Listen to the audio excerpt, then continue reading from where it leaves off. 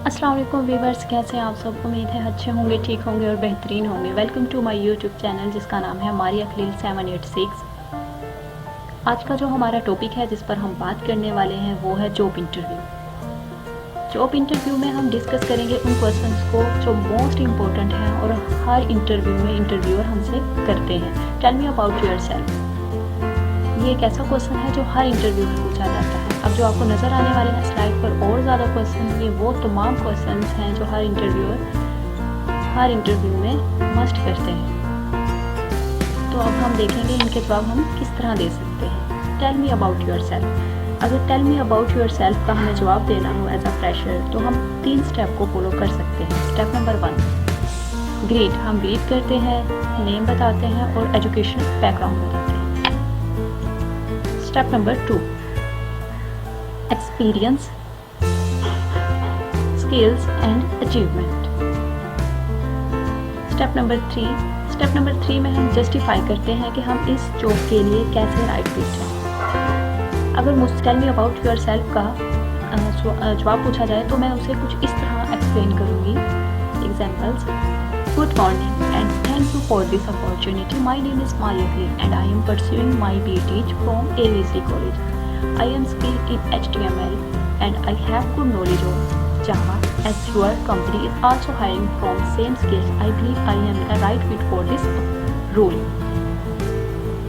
जब भी हम अपने बारे में बताते हैं तो हम प्रोफेशनल चीज़ों को हाईलाइट करते हैं और पर्सनल चीज़ें जैसे कि हमारी एज होगी, स्टेटस होगी, इन सबको इंक्लूड नहीं करते। कि कोशिश करें अपने जवाब को 45 या 40 सेकंड के अंदर राइट अप कर दें। अब बढ़ते हैं अपने नेक्स्ट क्वेश्चन की तरफ। इंटरव्यू स्टार टेक्निक एक ऐसी टेक्निक है जिसको हम यूज़ कर सकते हैं इंटरव्यू के दौरान आंसर देने के लिए। कभी कभी इंटरव्यूअर हमसे ऐसे सवाल पूछ लेता है जैसे एक स्ट्रेसफुल सिचुएशंस पता हो या फिर ऐसी सिचुएशन जिसमें आपने किसी फ्रेंड को हेल्प किया हो या फिर कोई ऐसी सिचुएशन जिसमें आपने किसी को मोटिवेट किया। तो ऐसे सिचुएशंस में हम 4 स्टेप में आंसर दे सकते हैं। Situations, task, actions, result. Situation: When my internship was starting in the middle of my practical exam, ये एक situations हो गई। Task: Since both very important to me, it was essential that I start my internship as well as complete my practical exam. Then मैंने क्या फिर action लिया? I look at the exam schedule and I request the college authority to allow me to give for practical in a single day with other batches. तो result क्या निकला है? The teacher agreed, so I was able to my internship on time as well as part of my practical with recently. तो इस तरीके से हमें कोई भी एग्जाम्पल बताना हो तो हम इसे 4 स्टेप में बताकर अपने आंसर को और भी इम्प्रेसिव बना सकते हैं। अब बढ़ते हैं हम अपने नेक्स्ट क्वेश्चन की तरफ। What is your strength? इसके जवाब में हमें बहुत ज़्यादा एरोगेंट नहीं होना होता है, जैसे कि मैं तो बेस्ट हूँ, मैं तो ग्रेट हूँ या मैं तो हार्ड वर्क हूँ, या फिर बहुत ज़्यादा जनरल टर्म भी यूज़ नहीं करनी होती जैसे आई एम अ प्रोफेशनल। हमें इसके लिए एक जेन्युइन स्ट्रेंथ बतानी होती है प्लस प्रूफ के साथ, और साथ में प्रूफ भी देना होता है। तो इसकी एक गुड एग्जाम्पल ये हो सकती है: my strength is that I am a good communicator. Commonly used strength. ये कुछ स्ट्रेंथ हैं जो आपको स्लाइड पर नज़र आने वाली हैं, आप इन्हें देख सकते हैं। बढ़ते हैं अपने नेक्स्ट क्वेश्चन की तरफ। Tell me about your weakness. ये सवाल हमसे 3 वजूहात की बिना पर पूछा जाता है जिसमें इंटरव्यूअर ये जज करता है कि हम सेल्फ अवेयर हैं, ऑनेस्ट हैं और प्लान टू इम्प्रूव। क्या हम अपनी वीकनेस को इम्प्रूव कर रहे हैं, इम्प्रूव करने के लिए कोई एक्शन ले रहे हैं। तो इस सवाल के जवाब में हमें कोई ऐसे जवाब नहीं देने होते कि हम अपनी स्ट्रेंथनेस को वीकनेस की तरह दिखाएं, तो वो फेक लगता है। इसके जवाब में हमें ऐसे जवाब नहीं देने होते जैसे I work too hard, I am a perfect. ये एक वीकनेस, स्ट्रेंथनेस को वीकनेस की तरह हम दिखा रहे हैं, तो जाहिर सी बात है ये फेक सा लगता है। तो इसके जवाब में हमें वीकनेस को बताना होता है प्लस स्टेप टू इम्प्रूव के साथ।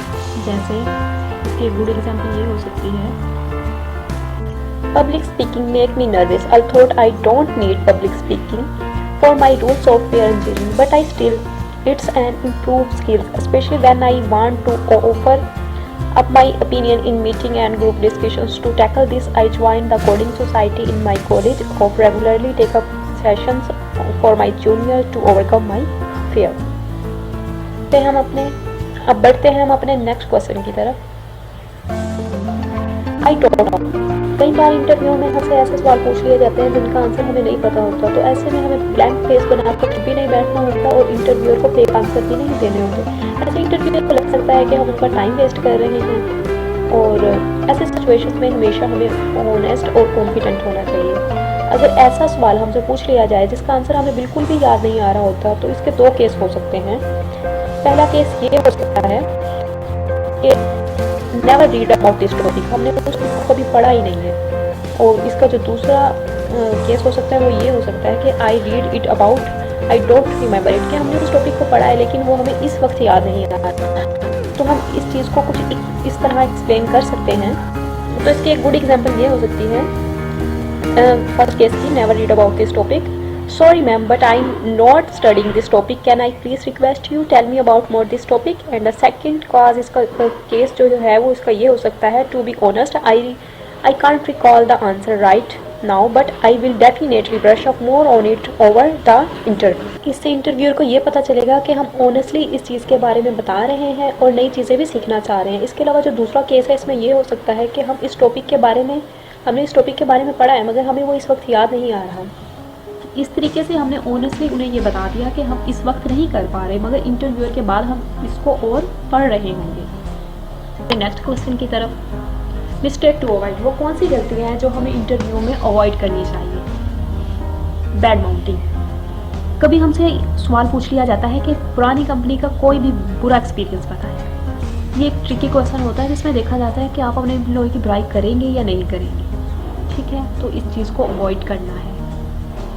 बीइंग लेट, कभी कभी हम इंटरव्यू में 2 से 3 मिनट लेट हो जाते हैं जो हमें बड़ी बात नहीं लग रही होती, लेकिन जो इंटरव्यूअर है उसे वो बहुत बुरा लग रहा होता है, तो वो उसके लिए एक रेड फ्लैग होता है। कोशिश करें अगर आपका इंटरव्यू है ऑनलाइन तो 5 मिनट पहले बैठ जाएं, और अगर आपने किसी इंटरव्यू देना है फिज़िकल कहीं जाके तो उस जो लोकेशन है या जिस जगह पे आपने इंटरव्यू देना है वहाँ 15 मिनट पहले पहुँच जाए। जो तीसरी गलती हम करते हैं वो ये है कि हम प्रिपेयर नहीं होते।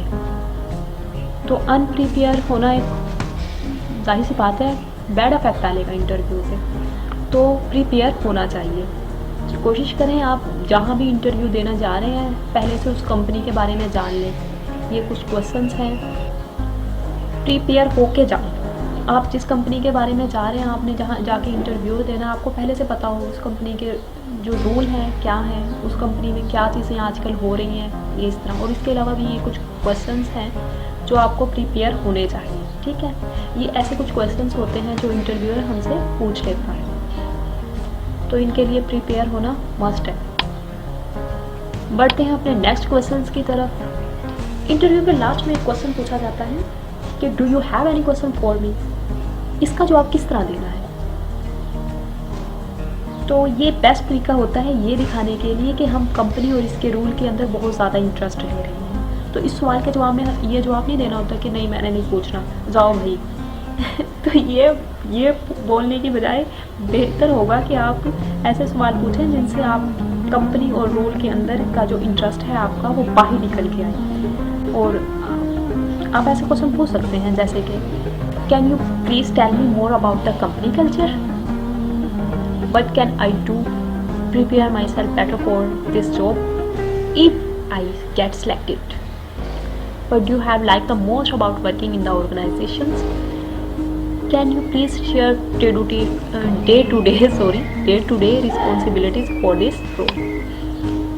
Thank you for watching. अगर आपको वीडियो अच्छी लगी तो लाइक करें, सब्सक्राइब करें एंड शेयर करें। और इसके अलावा अगर आपको कोई क्वेश्चंस हैं इंटरव्यू के हवाले से और आप मुझसे पूछना चाहते हैं तो कमेंट्स में ज़रूर पूछें, मैं आपके सवाल का जवाब लाजमी दूँगी। अपनी बहन को अपनी दुआओं में याद रखिएगा। अल्लाह हाफिज़।